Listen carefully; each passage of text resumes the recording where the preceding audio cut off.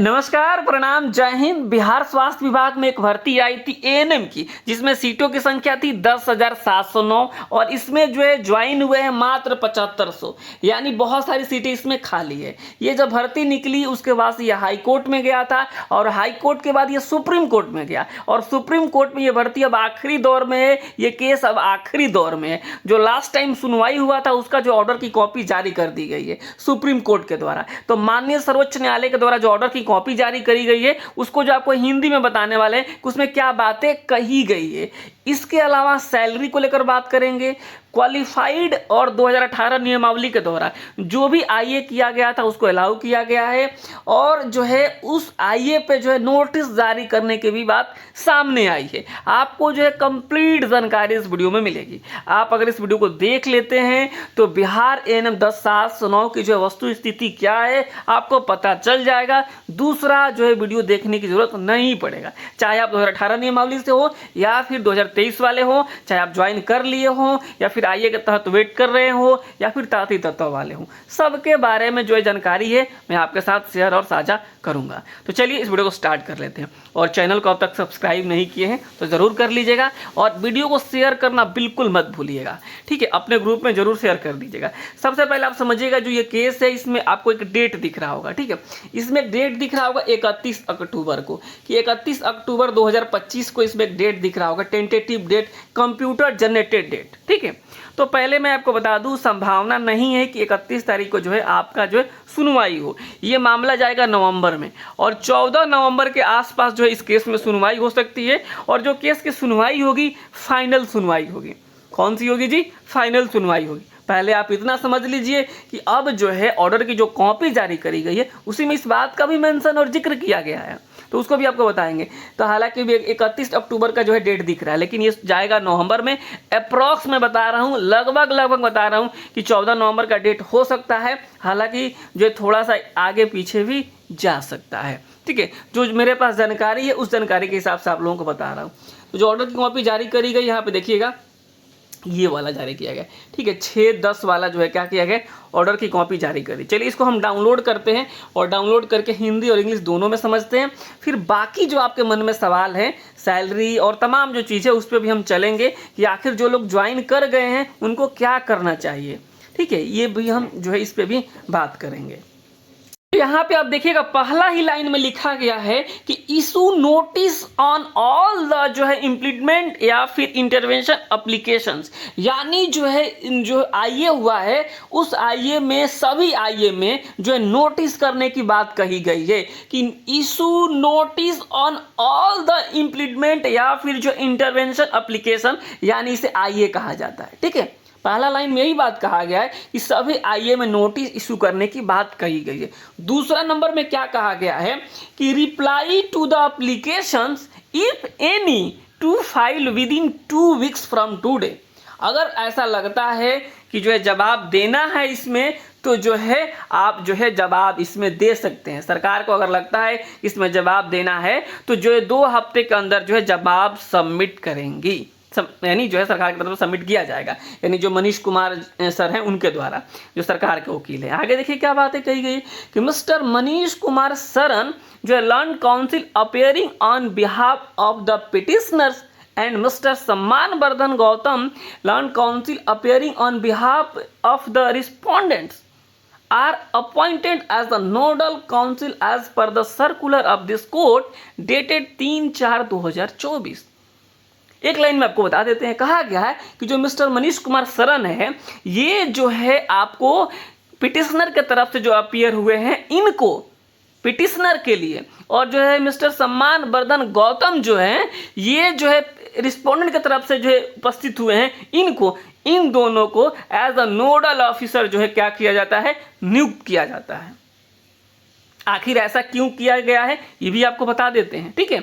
एक बार और आपको समझ लीजिएगा। देखिए क्योंकि जो मैं बातें बताता हूं ना उसमें भले हो सकता है कि टाइम लग रहा होगा लेकिन यही सच है।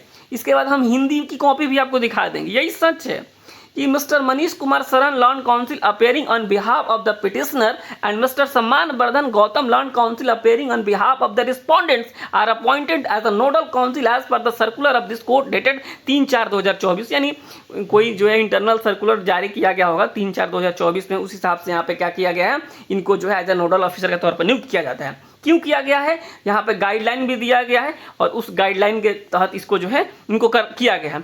आगे देखिए क्या कहा गया है कि दे शैल प्रिपेयर अ कॉमन जो है कंपाइलेशन एंड जो है place it before this court with in 2 weeks from today. यानी ये जो है क्या करेंगे कि जो भी पिटिशनर के द्वारा जो है आईए और एसएलपी किया गया है उसको मनीष कुमार सरन देखेंगे और जो है इधर से जो है रिस्पोंडेंट के द्वारा जो आईए या एसएलपी किया गया है उसको मिस्टर सम्मान वर्धन गौतम देखेंगे और ये दोनों मिलाकर के कॉमन रिपोर्ट सुप्रीम कोर्ट में फाइल करेंगे 2 हफ्ते के अंदर अंदर, ताकि जिस दिन सुनवाई हो, फाइनल हियरिंग हो, तो उस दिन कोई आईए छूट न जाए, इसलिए ये चीज़ें कही गई है।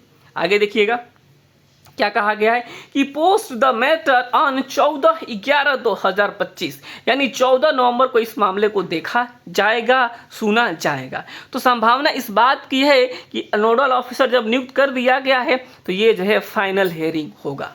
ये बात इतना आप समझ लीजिए। आगे इसको थोड़ा सा हिंदी में बताते हैं, फिर बाकी टॉपिक्स पे हम चलते हैं। तो ये देखिएगा हिंदी वाला जो है पूरा इसका जो है ट्रांसलेट हुआ है, इसको मैं सोच रहा हूँ ग्रुप में भी डाल दूंगा, ठीक है। ये सारी चीज़ें देख लीजिए, जो ज़रूरी होगा मैं आपको बता दूंगा। जो मैं आपको बता रहा था ना वही सब चीज़ इसमें लिखा होगा, हिंदी में लिखा होगा, ठीक है। ये सारे वकील का नाम लिखा हुआ है। अब देखिए कहा गया है कि वकील के बात सुनने के बाद न्यायालय ने निर्णय दिया। क्या निर्णय दिया, पहले कि सभी हस्तक्षेप यानी अभियोग यानी आईए की बात हो रहा है, आवेदन पर नोटिस जारी करने की बात कही गई है पहला बार। दूसरा क्या कहा गया है कि आवेदन का उत्तर यदि हो तो 2 सप्ताह के भीतर दाखिल करें। ये भी मैंने आपको बताया कि अगर जवाब देना है तो 2 हफ्ते के भीतर क्या करना है, जवाब दे देना। तीसरी बात मैंने क्या बताया कि श्री मनीष कुमार सरन विद्वान वकील की ओर से उपस्थित याचिकाकर्ताओं की ओर से उपस्थित हुए हैं और श्री सम्मान वर्धन गौतम ये जो है रिस्पोंडेंट के तरफ से उपस्थित हुए हैं, इनको जो है नोडल अधिकारी नियुक्त किया जाता है, ठीक है। ये भी मैंने आपको बताया कि इस न्यायालय के दिनांक 3/4/2024 के प्रपत्र के अनुसार ये सारी चीज़ें की गई है। उसके बाद आगे देखिए क्या कहा गया है कि लिखित प्रस्तुतियां और संकलन दाखिल करने के लिए दिशा निर्देश संविधान पीठों और महत्वपूर्ण अंतिम सुनवाई के मामले में ऐसा किया जाता है कि दोनों तरफ से एक नोडल ऑफिसर्स को नियुक्त किया जाता है, ताकि ये सारा का सारा जो है क्या करे, आईए और एसएलपी को इकट्ठा करके एक नोट बना करके जो है 2 सप्ताह के अंदर जो है कोर्ट में सबमिट करे। यही बात तो कही गई है, ठीक है। ये बातें आप समझ गए। तो यहाँ से क्या चीज़ निकल कर आता है ये आपको जानने वाली बात है, ठीक है। तो ये निकल कर अब यहाँ से आता है कि अब जो है 14 तारीख को ये जो है फाइनल सुनवाई हो सकती है। क्या हो सकता है जी, 14 तारीख को जो है क्या हो सकता है, 14 नवंबर को क्या हो सकता है, फाइनल सुनवाई हो सकता है। ये बात आपको समझ लेनी होगी। अब यहाँ पे पहला नंबर ये आता है कि जो लोग आईए किए हैं उनका क्या होगा। तो मैं आपको बता दूं जो आईए किए हैं उनके ऊपर सुनवाई होगी और उनके लिए अच्छी बात है, जो है नोटिस वगैरह हो गए हैं तो जो है अब सुप्रीम कोर्ट के देखिए सुप्रीम कोर्ट के ऑर्डर के हिसाब से ही सब कुछ होगा, क्योंकि अभी बहुत सारे लोग ज्वाइन किए हैं 10,709 में, तो ये सुप्रीम कोर्ट के ऑर्डर के हिसाब से ही जो है सुप्रीम कोर्ट के ऑर्डर पर ही ज्वाइन किए हैं। तो सुप्रीम कोर्ट जो कहेगा, माननीय सर्वोच्च न्यायालय जो कहेगा वो मानना होगा। तो आईए को लेकर जो है सुप्रीम कोर्ट जो है संभावना इस बात की जताई जा रही है कि कुछ रिलैक्सेशन मिल सकता है, ठीक है। ये बात है। और दूसरी बात है जो लोग ज्वाइन कर गए हैं उनका क्या होगा। मैं आपको बता दूं कि आपकी ज्वाइनिंग सुप्रीम कोर्ट के ऑर्डर के हिसाब से हुआ है। ये बात आपको भी पता है, जिनको नहीं पता है उनको वीडियो भेज दीजिएगा, समझ लेंगे कि जो है आपका जो ज्वाइनिंग हुआ है। आप ज्वाइनिंग लेटर पे नीचे देखिएगा एक बात लिखा गया है कि जो है आपका जो है ज्वाइनिंग जो हो रहा है सुप्रीम कोर्ट के ऑर्डर के अनुसार हो रहा है और इस मामले में फाइनल सुनवाई का जो ऑर्डर आएगा उस पर डिपेंड करता है आपकी नौकरी। सच्चाई में बता रहा हूँ आपको। तो बहुत सारे लोग ओवर कॉन्फिडेंस में आ चुके हैं। ओवर कॉन्फिडेंस जो है बहुत ख़राब चीज़ होता है, ठीक है। ओवर कॉन्फिडेंस होना बहुत ख़राब चीज़ होता है। आप कॉन्फिडेंट रहिए लेकिन ओवर कॉन्फिडेंट मत होइए। मैं एक ही लाइन बोल रहा हूँ, बहुत ज़्यादा नहीं बोलूँगा इसके ऊपर, क्योंकि आप सभी की जो है नौकरी हो चुकी है, आप सभी समझदार पहले भी थे और अब भी हो चुके हैं। तो ओवर कॉन्फिडेंट नहीं होना है, अभी भी इस केस को जो है देखते रहना है, क्योंकि ये लास्ट जो है सुनवाई है और इस सुनवाई के बाद से ना जो है आपको कोई पूछेगा और ना ही आप जो है इस केस के बारे में जानकारी रखिएगा, क्योंकि मामला 14 तारीख को ख़त्म हो जाएगा, फिर आप अपने घर और बाकी नेता अपने घर पहुँच जाएंगे। तो ये बात आपको मैं बताना चाह रहा था कि अभी भी आपका जो है ज़रूरत इस केस में है, तो अभी भी अपना जो है ना होता है कि आप अपनी उपस्थिति बनाए रखिए और जो है इस केस को अभी देखते रहिए। ये बात आपको मैं बताना चाह रहा था कि ओवर कॉन्फिडेंट मत होइए कि एक बार मेरी तो नौकरी हो गई है तो किसको कौन हटाएगा, ऐसी बात नहीं है। मैं डराने के लिए ये बात नहीं बोल रहा हूँ, मैं सच्चाई बोल रहा हूँ। इस बात को सच्चाई यही है कि सुप्रीम कोर्ट के ऑर्डर के हिसाब से आपकी नौकरी हुई है और सुप्रीम कोर्ट के ऑर्डर के हिसाब से आपकी नौकरी जा भी सकती है। संभावना भले कम हो लेकिन जा तो सकता है, ये बात सच बता रहा हूँ। ठीक है, भले हो सकता है कि ना जाए लेकिन जाने की संभावना है। ये जो है ओवर कॉन्फिडेंट के चलते ही आप लोगों की नौकरी हुई है। बहुत इंटरनल बात है, मैं तो आपको यहाँ नहीं बताऊंगा, लेकिन जो है ये बात आपको समझनी होगी। ठीक है, तो जो है जो लोग आईए में चले गए हैं जो है संभावना इस बात की है, लेकिन जो है सुप्रीम कोर्ट के ऑर्डर के हिसाब से जो चीज़ें होगी, पहले जो है यहाँ पे कोई कुछ भी अब प्रिडिक्ट नहीं हो पा रहा है। अब जो है सुप्रीम कोर्ट जो कहेगा वही होगा, चाहे 2018 नियमावली के द्वारा आईए किया गया है उन लोगों की जो है नियुक्ति की बात हो, या फिर जो है 23 के द्वारा जो आईए किया गया है उनको नियुक्ति की बात हो। अगर होगा, अगर किसी को राहत मिलेगा, अगर अब इसमें एक भी किसी की ज्वाइनिंग होती है तो सबकी ज्वाइनिंग होगी। किसी एक को भी राहत मिला तो सबको राहत मिलेगा, नहीं तो अब किसी को राहत नहीं मिलेगा। ऐसा ही होगा।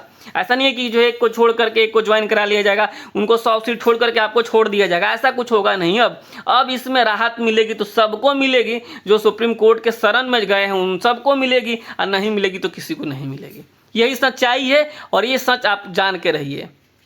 ये बातें हो गई। अब जो है जो लोग ज्वाइन कर गए हैं उनको सैलरी को लेकर बहुत परेशानी है। सैलरी को लेकर बात करें तो जो है जहानाबाद की एक प्रखंड में जो है कुछ लोगों की सैलरी 1 महीने की आई है। सच है ये, मतलब जो हमने पता करने की कोशिश करी है तो ये सच है कि जो 1 महीने की सैलरी आई है। बहुत जगह नहीं आया क्योंकि ये पेपर वर्क अभी पूरा नहीं हुआ है। जैसे ही आपका पेपर वर्क पूरा होगा आपकी सैलरी आएगी। सैलरी कोई नहीं रोक सकता है, ठीक है, कोई नहीं रोक सकता है सैलरी आपकी। मैं आपको बता दूं, कोई सैलरी आपका नहीं रोक सकता है, क्योंकि आप सरकारी कर्मचारी है। सैलरी बढ़ ही रहा है, डीए बढ़ ही रहा है, तो सैलरी तो आपकी बढ़ रही है लेकिन जो है मिल नहीं रही है। लेकिन मिलेगी, आज नहीं तो कल मिलेगी। जैसे ही ऑल पेपर वर्क पूरे होंगे आपकी सैलरी आपके अकाउंट में आनी शुरू हो जाएगी।